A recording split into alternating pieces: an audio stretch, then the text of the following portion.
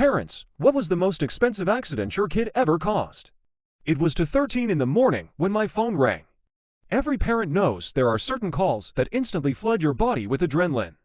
A school nurse, an unknown hospital number, a police officer, or your teenager calling in the middle of the night. The moment I saw my 16-year-old son Tyler's name flashing across my screen, my stomach dropped. No teenager calls their parents at 2:13 a.m. because everything is going well. I answered before the second ring, "Tyler."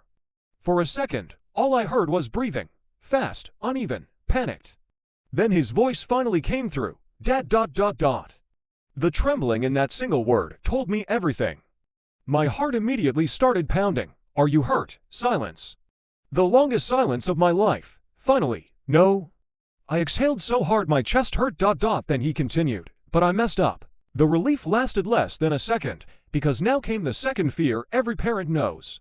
If he wasn't hurt. What happened? What happened? Another pause. Then, I crashed the car.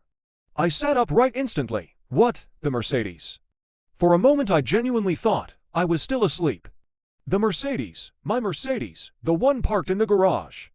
The one I specifically told him never to touch, the one he'd apparently touched and destroyed. I swung my legs out of bed. "Where are you?" "Lakeside Drive." "Are you alone?" "No." "Anyone else hurt?" "No." I was already pulling clothes on, my hands shaking, trying to process everything. "Explain." His voice cracked. "I took the car." I closed my eyes. "Of course he did." Wife. Another silence. The kind that already contains the answer. "There was a girl." Naturally, there is almost always a girl. At 16 years old, half the stupid decisions boys make somehow involve trying to impress someone. "Stay where you are. Dad. Double quotes. "Don't move." Then I hung up. The 20-minute drive felt like 2 hours. Every possible scenario played through my head. Was he lying about being okay? Had someone else been injured? Would there be lawsuits? Hospital bills, criminal charges, funeral expenses. Parenthood is strange. The moment your child is born, your brain becomes permanently wired to imagine worst-case scenarios. And at 2:13 in the morning, every worst-case scenario feels possible. When I finally turned onto Lakeside Drive, I saw flashing lights immediately, red, blue, white. My stomach sank. Then I saw the car, or what remained of it. The sight literally stopped me in the middle of the road. My Mercedes looked like someone had dropped a building on it. The entire front end was crushed inward. The hood folded like paper, glass covered the pavement. The airbags hung limp through shattered windows. The driver's side wheel wasn't even facing the same direction anymore. For several seconds I couldn't breathe. Not because of the money, because my son had been inside that wreck. A few feet, a few inches, a slightly different angle. And I might have been identifying a body instead. Tyler stood beside the wreckage, head down, shoulders hunched, looking smaller than I'd seen him since elementary school. Two police officers stood nearby filling out paperwork. One approached immediately. "Mr. Harrington." I nodded. The officer extended a hand. "I'm Officer Ramirez." I barely heard him. My eyes stayed on Tyler, making sure he was actually standing there. "Alive, whole, breathing," the officer continued. "Your son is extremely fortunate." Fortunate, an interesting word, because it certainly didn't feel fortunate. Then again, he wasn't dead, so maybe it was. The officer explained what happened. Tyler had been driving approximately 65 miles per hour in a 35 zone, showing off. Accelerating out of a turn, lost control, overcorrected, left the road, hit a tree. The tree probably saved his life. A concrete barrier sat only a few feet farther ahead. The officer pointed toward it. If he hit that instead, this conversation would be happening very differently. I didn't respond, because I knew exactly what he meant. Then came the citations: reckless driving, unauthorized use of a vehicle, violating provisional license restrictions, potential court appearances, potential fines, potential insurance consequences. The list kept growing, and growing, and growing. After the officers finished, Tyler slowly approached me.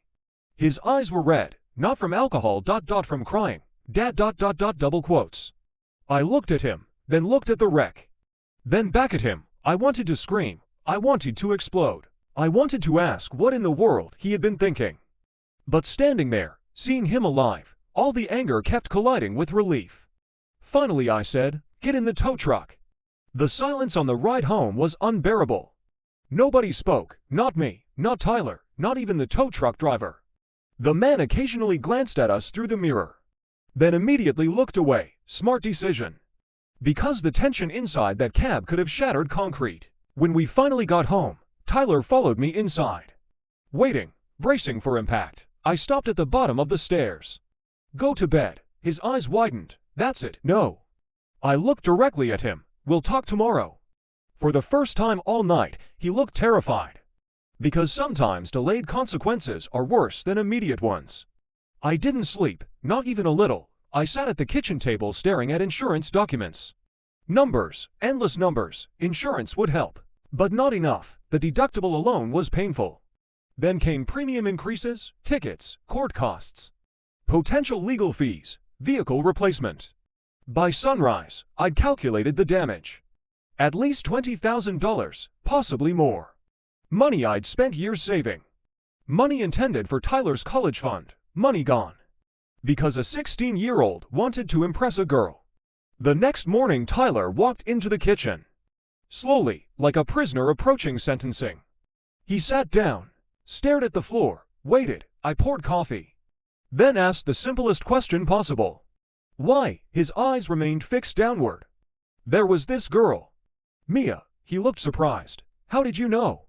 I laughed, a humorless laugh. Because there is always a Mia. His shoulders sank. I wanted her to think I was cool. Did it work? He actually smiled, briefly. Then shook his head. No, no. She left before the tow truck arrived. That one almost made me laugh. Almost. The irony was brutal. He risked everything, and she didn't even stay. Then his expression changed. I know you hate me. That sentence hit harder than the accident.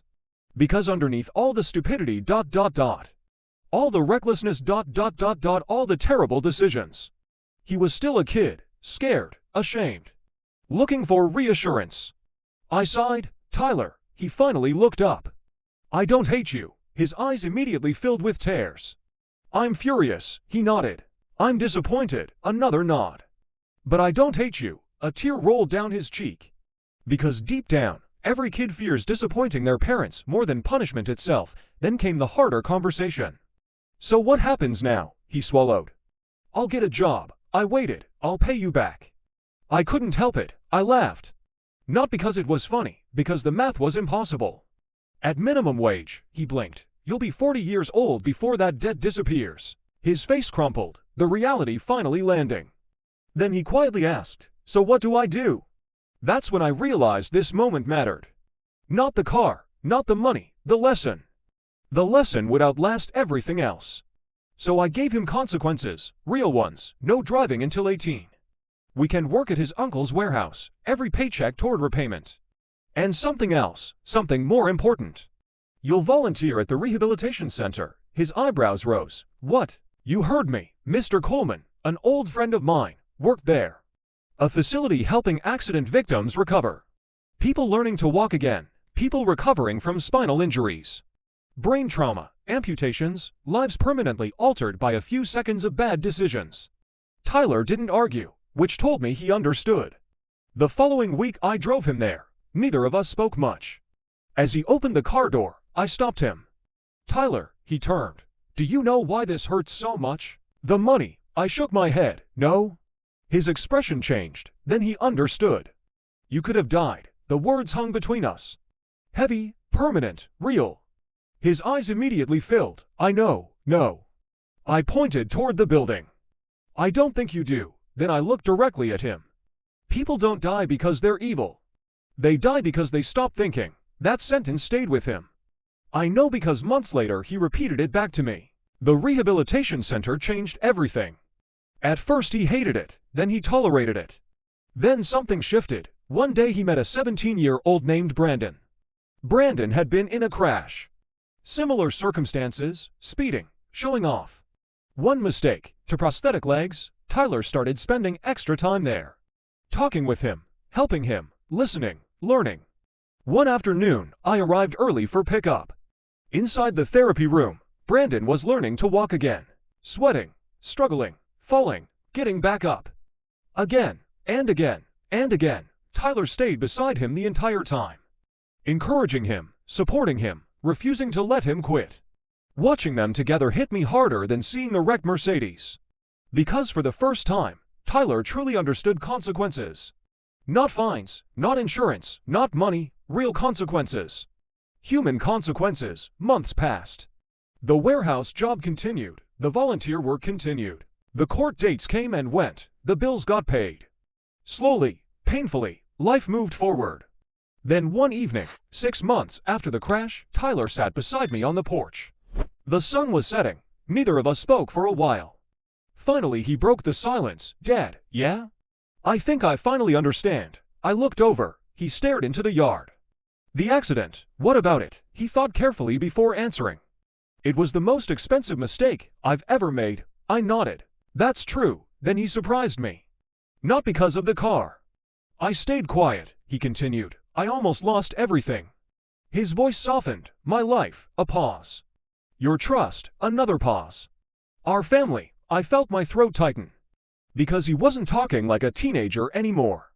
He was talking like someone who had looked directly at the consequences of his actions. And learned, really learned. Then he smiled slightly. "I'm still sorry about your Mercedes." For the first time in months, I smiled too. "You know something?" "What?" I looked out toward the street, toward the future, toward the sun sitting beside me. "I'm not," he blinked. "What?" "I'm not sorry about the car." His face filled with confusion. I laughed. "The car was expensive." He nodded. Very expensive." Another nod. "But some lessons are worth every penny. Years from now, nobody will remember that Mercedes. Nobody will care about the insurance claim, or the repair estimates, or the money. But I'll remember standing on Lakeside Drive looking at twisted metal and realizing my son was still alive. And I'll remember watching that same boy become a better man because of it." The car was totaled. The college fund took a hit. The financial damage was brutal. But in the end, I didn't lose a Mercedes. I got my son back. And that's worth far more than $87,000.